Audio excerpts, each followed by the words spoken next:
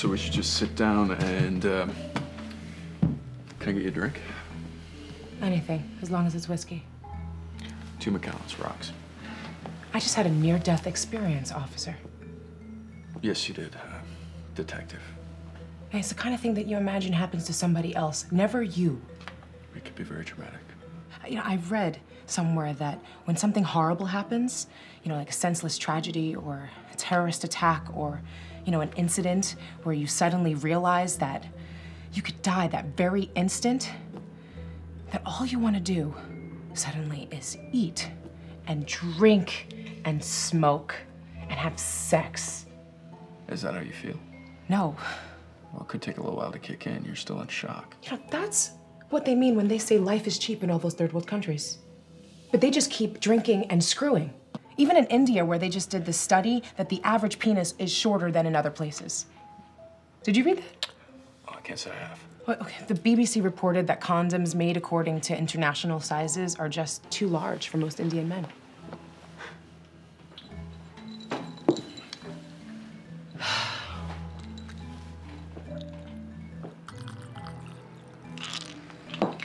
She'll have another one. Actually, make it 2. So, you had some more questions for me?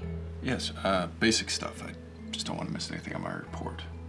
You're so lucky you were right outside when that gun went off. Not just luck, I was there in a case, June. I was following one of the perps.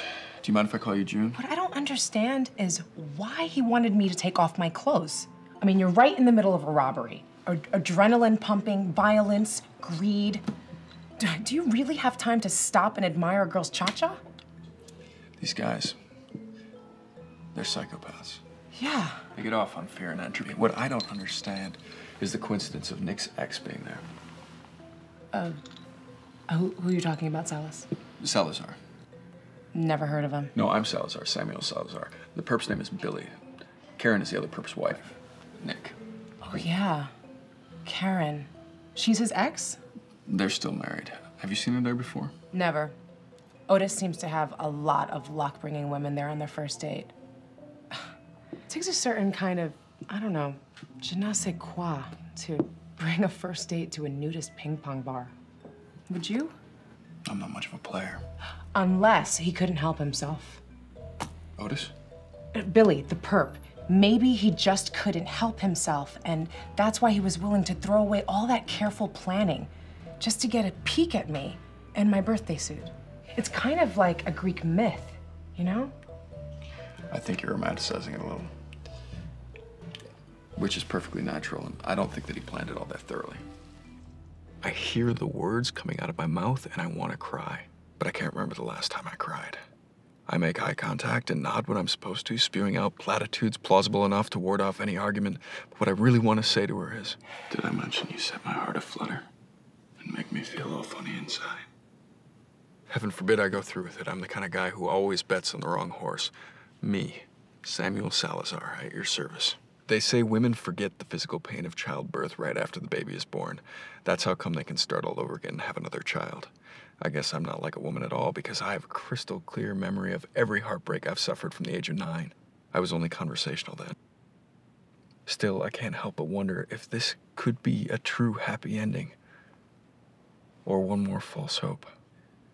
It's like a traffic accident. I know I shouldn't look, but I can't turn away because in my heart of hearts, wherever that is, I know the answer does not lie within words, but within her eyes.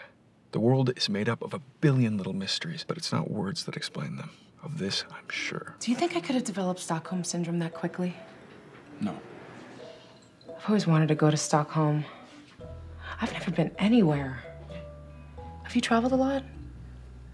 A little, mostly in the United States.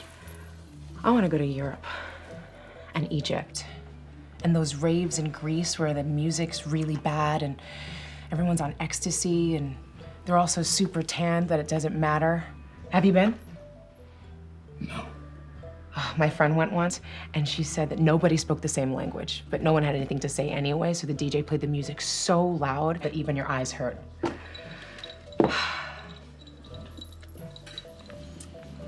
Thank you for saving my life, Samuel. I wouldn't go that far. Is it true that Mexican men love cunnilingus? Oh, I'm sorry. That came off really forward.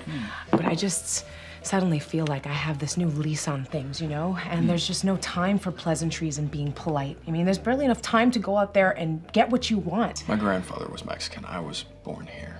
Oh, I guess it'd be an awkward question to ask him. Yeah, he passed away anyway. Took the secret with him. Do you want to dance? Not just yet. I'll be right back.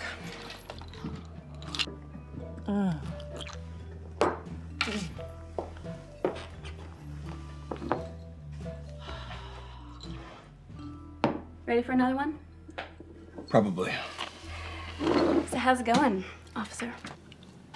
Detective. Not going so well, actually. You seem a little uptight, if you don't mind me saying so. Actually, I do mind. I'm trying to figure some stuff out. What stuff? Personal stuff. About courage. And what makes us special. Oh. I thought it was about the girl. Her too. What's wrong with her? She's sending me mixed signals. Hey, Officer Salazar.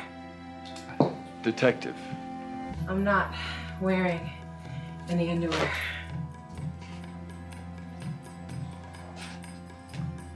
I wouldn't read between the lines so much.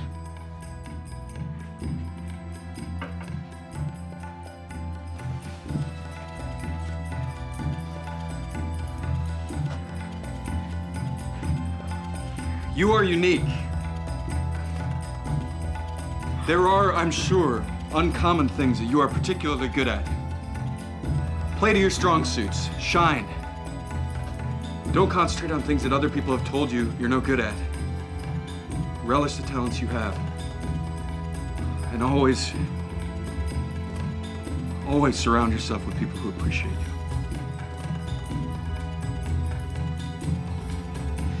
you. Sam?